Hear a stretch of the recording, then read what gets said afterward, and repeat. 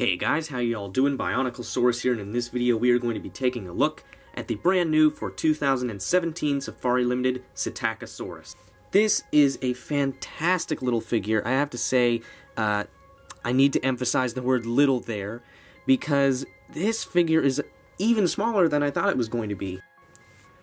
One thing that is particularly noteworthy about this figure is the fact that the coloration is actually accurately based off of some real tangible evidence we have for the pigment of Psittacosaurus. Any sort of evidence of colors or pigmentation in dinosaurs is of course always very exciting. As far as I know, the general counter shading of darker brown and lighter brown, and I'm pretty sure the little spots as well, are all based off of real evidence that we have for the colors and the patterns of Psittacosaurus' scales. And I have to say, it is really neat to know that just visually, this is most likely a really close interpretation of Psittacosaurus. I gotta say, this is one of the nicest looking bipeds that Safari has ever done. They have a few bipedal figures like the Eutyrannus and the Monolophosaurus, for example, that they do stand on their own 2 feet, and that is great, but their poses look a little awkward, like you can really tell that the sculptor was having difficulty getting them to balance.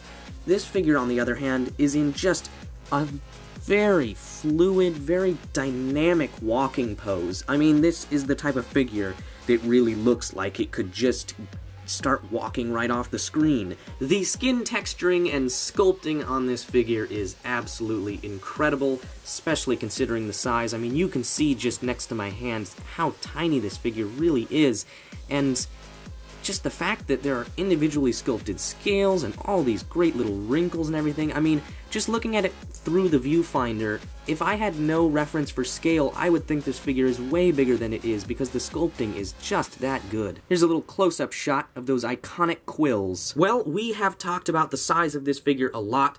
Obviously, I've just been raving about how good it is for its size, and I've been talking about how it is very small, and it is indeed just a tiny little model. So let's actually get some other figures so we can get a better idea of just how big it really is.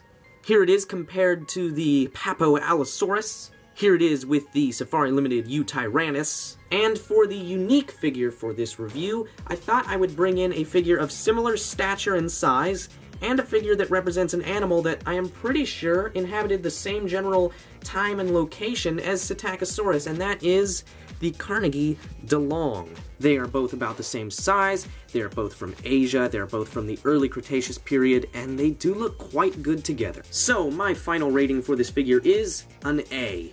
This is just a great little figure.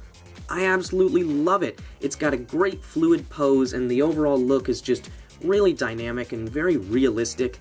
It's incredibly accurate down to every little detail. The anatomy is spot on, and the coloration is also really neat because, again, I am fairly certain that that is based off of some actual evidence of pigmentation that we have, and that is always cool to see. When it comes down to it, this is a figure that may not have been one of the stars of Safari Limited's 2017 lineup. There are definitely some bigger, more revolutionary figures that came out from Safari this year, but this is a figure that I really do not think you should just pass by. This is a figure that I certainly think is worth getting. Thank you for watching, and BionicleSaurus signing out.